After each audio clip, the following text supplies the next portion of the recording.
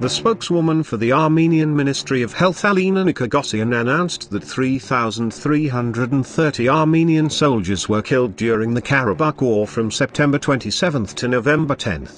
Nikogosyan said that by January 1, the forensic medical teams examined 3,330 corpses of the soldiers who were killed in Karabakh to determine the identities of the bodies and identify their owners. Since the beginning of the war, 1,441 samples from the bodies have been taken and there are 871 samples in the search stage.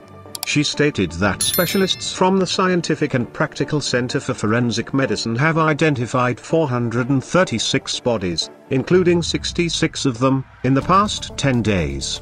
It is noteworthy to mention that Armenia and Azerbaijan agreed on November 10, with Russian mediation, to stop the war in Karabakh and exchange dead bodies and prisoners. In addition to the aforementioned deal, Armenia agreed to concede several areas to Azerbaijan, resulting in the latter's control over a large portion of the Karabakh region.